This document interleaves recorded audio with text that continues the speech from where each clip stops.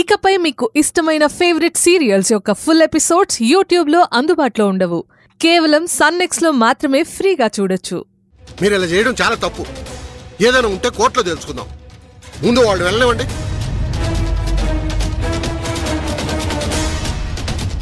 Sir, వాళ్ళని వదిలేయండి sir. వాళ్ళ తరపున నేను క్షమాపణలు అడుగుతున్నాను. వాళ్ళకి ఏమి తెలియదు సార్. వాళ్ళ అమాయకులు. క్షమించి వదిలేయండి సార్. ధర్మేష్, ఆ సారే తలుచుకుంటే మీ మీద చాలా పెద్ద కేసు పెట్టగలరు తెలుసా? పోలీసు వెహికల్ ఆపడం, పోలీస్ డ్యూటీకి అడ్డు రావడం, నిందితుల్ని కాపాడే ప్రయత్నం చేయడం అన్ని పెద్ద నేరం తెలుసా? నేను చెప్పేది వినండి అయ్యా, వాళ్ళకి దారి ఉండే.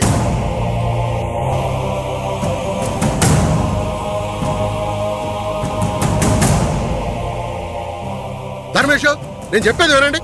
ముందు మీరు తప్పుకోండి. తప్పుకోండి చెప్తాను. తప్పుకోండి. మీరు వెళ్ళండి సార్. అరే, మీరు చెప్పారు కాబట్టి వదిలేసి వెళ్ళిపోతున్నా. లేకపోతే వీళ్ళ మీద కేసు పెట్టి అరెస్ట్ చేసేవాడిని. క్షమించండి సార్, మీరు వెళ్ళండి. తప్పు అయిపోయింది.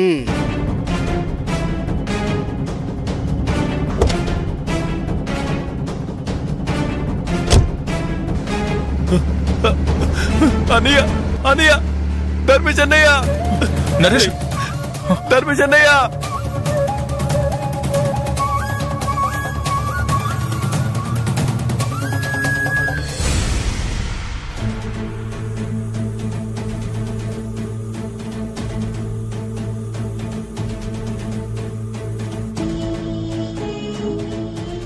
సత్యమావయ్య దగ్గరికి నరేష్ ఒక్కడే పంపించడమే మేము చేసిన పెద్ద తప్పు.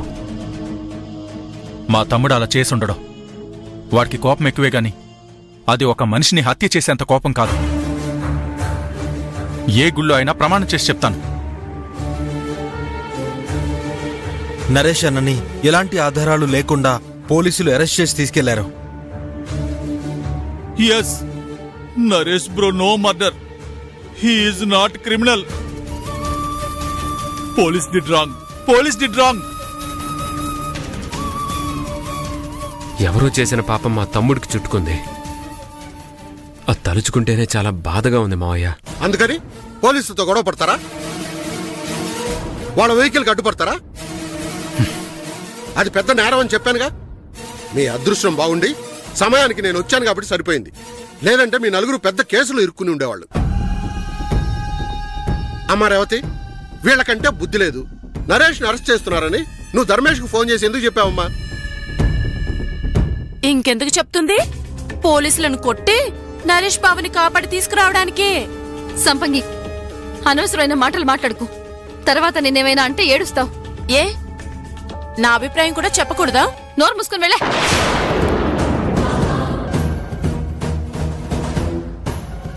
ఏంటి కోపంగా చూస్తున్నావు? పోయిక్కడి నుంచి. రేవతకు చెప్తుందిగా, వెళ్ళు లోపలికే. వెళ్ళా.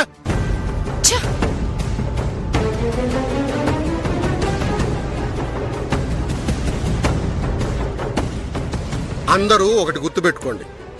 నరేష్ని బయటికి తీసుకురావాలంటే సత్యం గారిని హత్య చేసింది ఎవరో ముందు అది కనిపెట్టాలి. మీరు ముందు ఆ పని చేయండి. ఈ ఆవేశం, కోపాల వల్ల అనర్థాలు జరగడం తప్ప ఏం ప్రయోజనం ఉండదు. సత్యమావయ్యని హత్య చేసింది ఆ గాలి నారాయణే. అందులో ఎలాంటి డౌట్ లేదు. డౌట్ ఉంటే సరిపోతుందా? కోర్టుకు సంబంధించినంత వరకు ఆధారాలు, సాక్ష్యాలు కావాలి. అవి నిరూపించగలిగితేనే నరేష్ని బయటికి తీసుకురాగలం. అది తెలుసుకోండి. ముందు ఆ నారాయణే హత్య చేశాడనడానికి ఆధారాలు సేకరించండి. ఆధారాలు సేకరించడం అంటే ఏదో ఒక చిన్న ఏంటది క్లూ. క్లూ క్లూ దొరకాలి కదా. ఆ ఆధారాలు కనిపెట్టాలని నారాయణతో తిరిగే వాడి స్నేహితుణ్ణి పట్టుకున్నాం. వాణ్ణి తోటలో మోటార్ గదిలో బంధించుంచాం. ఇది మంచి మాట. మనందరం కలిసి వాడిని తలా ఒకటి తగిలిద్దాం. అప్పుడు వాడంతటా వాడే నిజం ఒప్పుకుంటాడు. నరేష్ని నిరపరాధిగా కోర్టు నుంచి బయటికి తీసుకురావచ్చు. ఇందాకటి నుండి అడుగుదామని మర్చిపోతున్నాను బాబాయ్ గారు. ఇంతకీ కోమలి ఎలా ఉంది? కోమలి కడుపులో ఉన్న బిడ్డ ఇద్దరు చాలా బాగున్నారమ్మా. కోమలి ఇప్పుడు టోటల్ బెడ్ రెస్ట్ లో ఉంది. తన గురించి మీరెవ్వరు దిగులు పడద్దు. ఏంటో మావయ్య, కోమల్ లేకపోతే ఇల్లంతా బోసిపోయినట్టుగా ఉంది. ఇప్పుడు ఆ మాట ఫోన్ చేసి కోమలతో అనకండి. తన్నే మాతో కొద్ది రోజులు ఉండనివ్వండి. మీరు ముందు నరేష్ను బయటికి ఎలా తీసుకురావాలో దాని గురించి ఆలోచించండి.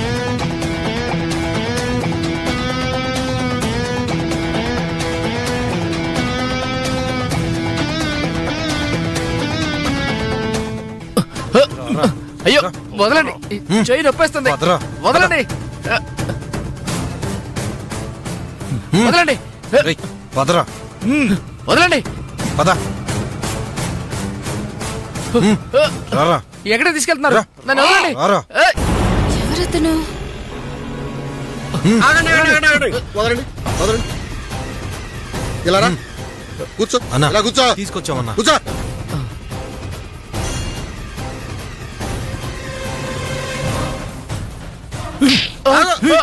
ఆగలుడు, నేను చెప్పిస్తాను కదా మొత్తం. అమ్మా, ఇప్పుడు ఆ ముసుగు తీయండి.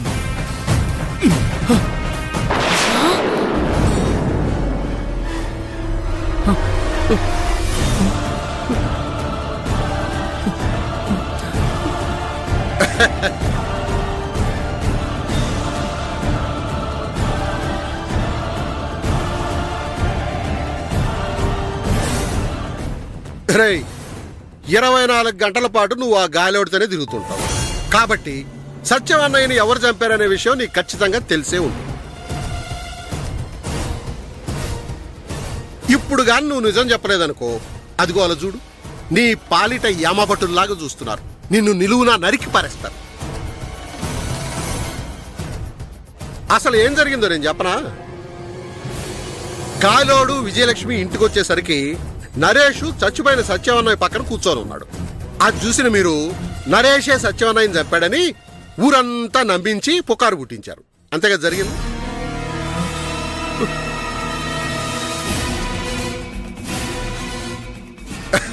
అవును, ఇంకో విషయం, బయట నుంచి వచ్చిన నారాయణకి సత్యవన్నయ్య చనిపోయినట్టు ఎలా తెలుసురా? అలా బిత్తర చూపులు చూస్తావేంట్రా? ఎలా తెలుసో చెప్పు.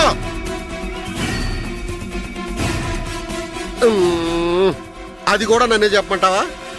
నరేష్ ఇంట్లోకి రాకముందే గాలోడు సత్యవన్నయ్యని చంపేసి వెనక డోర్లోంచి పారిపోయాడు. పారిపోతూ అరచేతికున్న బ్లడ్ గోడ కానిచ్చి వెళ్ళాడు. అది వాడు చూసుకోలేదు, కానీ మేము చూసేసాం. అది వెనక డోర్లోంచి వెళ్ళిన గాలోడు తెలివిగా తలుపులేసేసి రక్తపు చేతుల్ని నీడల్లో కడుక్కుని ముందు డోర్లోంచి వచ్చి ఏమీ తెలియనట్టుగా విజయలక్ష్మి వారి ఎదుట నాటకాన్ని రక్తి గట్టించాడు. అది జరిగింది, అంతేనా?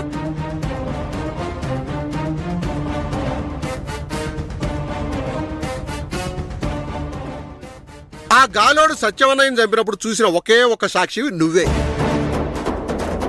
జరిగింది జరిగినట్టు పోసగుచ్చినట్టు కోర్టులో చెప్పావనుకో, అది నీకు నీ ఫ్యామిలీకి మంచిది. పిల్లివారిని చూసావా? పిచ్చ కోపంలో ఉన్నారు. నీ తోలు తీసి ఆరేస్తారు. అది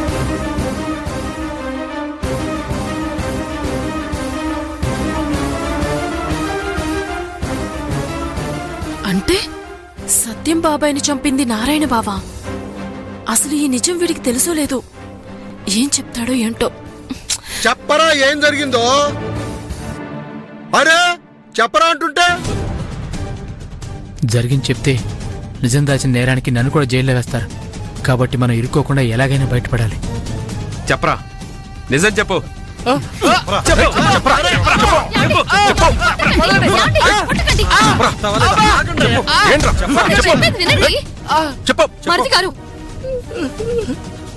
ఇతనే మనకున్న ఒకే ఒక్క సాక్ష్యం. తనని పట్టుకుని ఎలా కొడతారేంటి? రేయ్, నోరు తెరిచి నిజం చెప్పు. ఏంట్రా ఆలోచిస్తున్నావు? మీరెవరూ తలదోచకండి. నేనే వీడి తల నరికి ఉప్పు కారాలేసి తాకులికి పెడతాను. రేయ్, చెప్పరా చెప్పు. చెప్పరా చెప్పరా చెప్పరా